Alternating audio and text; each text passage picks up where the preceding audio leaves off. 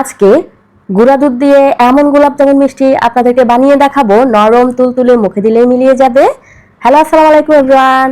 আপনাদের সাথে আছি আমি নুরুন নাহার। আপনাদেরকে আজকে টিপস সহকারে এই রেসিপিটা শেয়ার করব। আমার মিষ্টির ভিডিওতে অনেকেরই দেখি অনেক ধরনের কমেন্ট থাকে, যারা আপনারা মিষ্টি বানাতে চান কিন্তু পারফেক্টলি হয় না, তাদের জন্য আমার আজকের এই A to Z ভিডিওটা। আশা করি স্কিপ না করে দেখবেন। অনেকেই বলেন মিষ্টি ফুলতে চায় না, আবার অনেকের মিষ্টি ভিতরে শক্ত হয়ে যায়, নরম হয় না। আবার অনেকে যদি মিষ্টি বানান তাহলে জিজ্ঞাসা করেন বেকিং পাউডারের বদলে বেকিং সোডা দেওয়া যাবে কিনা। এরকম নানা রকম প্রশ্নের উত্তর নিয়েই কিন্তু আমি আজকে এই ভিডিওটা সাজিয়েছি। আশা করি আপনাদের ভালো লাগবে। ভালো লাগলে অবশ্যই লাইক করে শেয়ার করে দিবেন। চ্যানেলে নতুন হয়ে থাকলে চ্যানেলটা সাবস্ক্রাইব করতে একদমই ভুলবেন না। বেল বাটনটা অবশ্যই কিন্তু ক্লিক করবেন এরকম সব মজা মজা রেসিপি পেতে। তাহলে এই মজাদার নরম তুলতুলে মুখে দিলে মিলিয়ে যাওয়ার মতো রেসিপিটা কিভাবে তৈরি করবেন চলেন দেখে নেই। সবার প্রথমেই কিন্তু আমি এখানে ডোটা তৈরি করে নিব। তার জন্য একটা মিক্সিং বলে নিয়ে নিচ্ছি 1 কাপ পাউডার মিল্ক। মেজারমেন্টটা ঠিক রাখবেন, তাহলে পারফেক্ট মিষ্টি কিন্তু আপনিও তৈরি করে নিতে পারবেন। একই কাপ দিয়ে মেপে কিন্তু আমি আধা কাপ পরিমাণ ময়দা নিয়ে নিলাম, আপনারা চাইলে আটাও নিতে পারেন। বেকিং পাউডার নিয়ে নিলাম 1 চা চামচ পরিমাণ। ঘি দিয়ে দিচ্ছি 1 টেবিল চামচ পরিমাণ। এখন খুব ভালো করে ডলে ডলে শুকনো উপকরণের সাথে ঘিটাকে মেখে নিতে হবে। মাখাতে মাখাতে এক পর্যায়ে দেখবেন এভাবে মুঠোবন্দি করলে এগুলা একসাথে জড়ো হবে, ছেড়ে দিলে আবার গুঁড়ো গুঁড়ো হয়ে যাবে।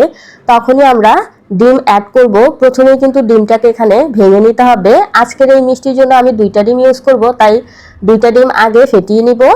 ডিমের সাথে আমি 1 চা চামচ চিনি অ্যাড করব আর 1 চা চামচ পানি। তারপর খুব সুন্দর করে এটাকে ফেটিয়ে নিতে হবে। খুব ভালো করে ফেটানো হয়ে গেলেই কিন্তু আমাদেরকে শুকনো উপকরণের সাথে মিশাতে হবে, তার আগে না। কথা বলতে বলতে ডিমটাকে কিন্তু খুব সুন্দর করে আমি ফেটিয়ে নিয়েছি। এখন সরাসরি শুকনো উপকরণের সাথে ঢেলে দিব, তবে পুরোটা একসাথে না। এখানে 1 থেকে 2 চা চামচের মতো রেখে বাকিটা ঢেলে দিবেন। তারপর ভালো করে মেখে নিবেন। মাখাতে মাখাতে আপনাদের কাছে এক পর্যায়ে এই ডোটাকে খুবই স্টিকি মনে হতে পারে, তবে ভয় পাবেন না। আমরা যখন এটাকে রেস্টে রাখবো তখন কিন্তু এটা খুব সুন্দর করে সেট হয়ে যাবে। আমি হাতটা ক্লিন করে হাতের মধ্যে কিছুটা ঘি লাগিয়ে এলাম, আপনারা চাইলে তেলও দিতে পারেন। এখন আমি 9টা ভাগে ভাগ করে নিব আমার মিষ্টির শেপটা দেওয়ার সুবিধার্থে। আচ্ছা, ডোটা তৈরি করার পর কিন্তু আমি 5 মিনিটের জন্য রেস্টে রেখেছিলাম, এটা বলতে একদমই ভুলে গেছি। এই যে দেখুন, ভাগ করা হয়ে গেলে হাতটাকে ধুয়ে আবারও হাতের মধ্যে কিছুটা ঘি লাগিয়ে এলাম। এখন আপনি আপনার ইচ্ছে অনুযায়ী যে কোনো শেপ দিয়ে বানিয়ে নিতে পারেন, চাইলে কিন্তু গোলও তৈরি করতে পারেন। আমি আমার মন মতো করে নিলাম। আর কিভাবে করেছি নিশ্চয়ই খেয়াল করেছেন। একে একে সবগুলাই তৈরি করে নিয়েছি। আর মাশাআল্লাহ এগুলা কতটা সুন্দর হয়েছে নিশ্চয়ই খেয়াল করেছেন। এই পর্যায়ে এগুলাকে খুব চিকন মনে হতে পারে, তবে আমরা যখন রান্না করব এগুলা শিরার মধ্যে দেওয়ার পর ফুলে কিন্তু ডাবলের চেয়েও ডাবল হয়ে যাবে। এখন এই মিষ্টিগুলা ভাজার আগে আমরা শিরাটাকে রেডি করে নিব। এখানে আমি 2 কাপ পরিমাণ চিনি দিয়ে দিচ্ছি আর 5 কাপ পরিমাণ পানি দিব। এলাচ দিয়ে দিচ্ছি 3 থেকে 4টার মতো। এখন ঢাকনা দিয়ে অপেক্ষা করব বলক ওঠার জন্য। পাশের চুলায় কিন্তু আমি বসিয়ে রেখেছি অল্প আঁচে এটা বলক ওঠার জন্য। এরই ফাঁকে আমি মিষ্টিগুলাকে ভেজে নিব। একটা প্যানের মধ্যে পর্যাপ্ত পরিমাণে তেল দিয়ে দিলাম, আর যখন একটা আঙ্গুল চুবিয়ে আপনি 10 সেকেন্ডের মতো ধরে রাখতে পারবেন, এ পর্যায়ে মিষ্টিগুলো দিয়ে দিতে হবে। অবশ্যই কিন্তু তেলের টেম্পারেচারটা মনে রাখবেন। কিছুক্ষণ অপেক্ষা করার পরই দেখবেন এগুলা নিজে নিজেই উল্টাতে শুরু করবে, আর এই সময় কিন্তু দেখতে ভীষণ ভালো লাগে। আপনার কিন্তু চামচ বা খুন্তি লাগানোর কোনো প্রয়োজন নেই, এগুলা নিজে নিজে এমনিতেই উল্টে যাবে। এ পর্যায়ে দেখুন সুন্দর একটা হালকা কালার চলে আসছে। এখন কিন্তু আমি চুলার আঁচটা ধরিয়ে এটাকে আমি গোল্ডেন ব্রাউন কালার করে নিব। অবশ্যই কাজটা করবেন, না হয় কিন্তু মিষ্টির ভিতরে নরম হবে না আর শিরা প্রবেশ করবে না। এই যে দেখুন খুব সুন্দর একটা কালার আসার পর আমি চুলার আঁচটা কিন্তু আবারও 2 মিনিটের জন্য কমিয়ে দিয়েছি। তারপর নামানোর আগ মুহূর্তে আবারও একটু বাড়িয়ে 2 মিনিটের মতো হাই হিটে ভেজে তারপর আমি উঠিয়ে নিচ্ছি। অবশ্যই কিন্তু নামানোর আগ মুহূর্তে এই চুলার আঁচটা বাড়িয়ে দিবেন, না হয় কিন্তু তেলটা অতিরিক্ত চুষে নেবে। এখন পাশের চুলায় কিন্তু আমার শিরাটা বলক চলে আসছে, সাথে সাথে কিন্তু গরম মিষ্টিগুলা ওই শিরার মধ্যে দিয়ে ঢাকনা দিয়ে ঢেকে অপেক্ষা করব 5 মিনিটের জন্য। এরই ফাঁকেই দেখবেন এগুলা ফুলে একদমই টইটুম্বুর হয়ে যাবে। আপনারা কি কখনো কল্পনা করেছেন এই চিকন চিকন মিষ্টিগুলা শিরার মধ্যে দেওয়ার পর এতটা শিরা স্যুপ করবে আর এগুলা ফুলে ডাবল হয়ে যাবে? এগুলা কিন্তু আরো ফুলবে। আমি কিছুটা নেড়ে চেড়ে এখন ঢাকনা দিয়ে ঢেকে আরো 10 মিনিট অপেক্ষা করব। তারপর কিন্তু আপনারা দেখবেন ম্যাজিক।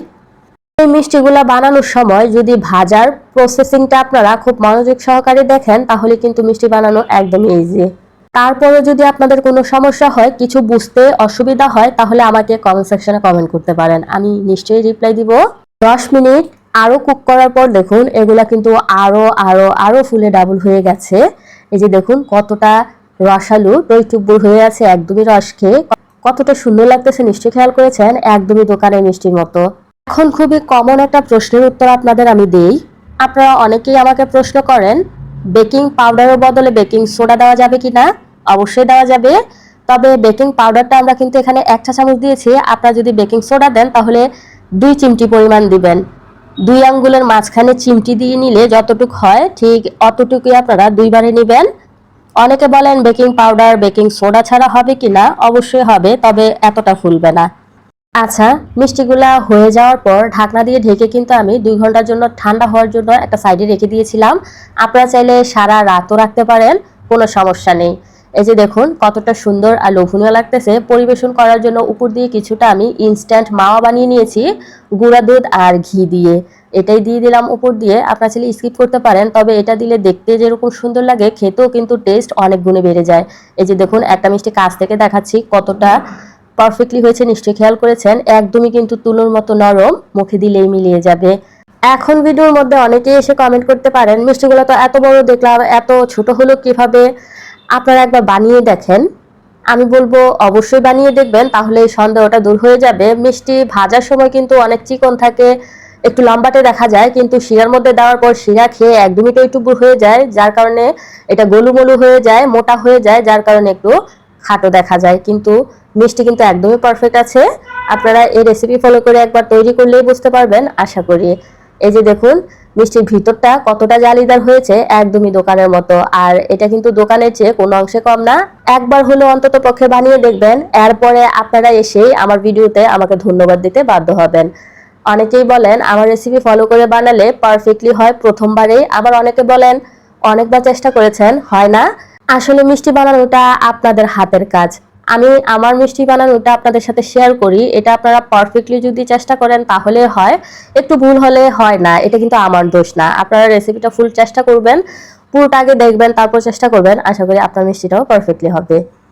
আশা করি মিষ্টি বানানো নিয়ে আজকের পর থেকে আপনাদের মনে আর কোনো আশঙ্কা থাকার কথা না। তারপরেও যদি আপনাদের বুঝতে কোনো কিছু অসুবিধা হয় আমাকে কমেন্ট করতে পারেন, আশা করি রিপ্লাই দেওয়ার চেষ্টা করব।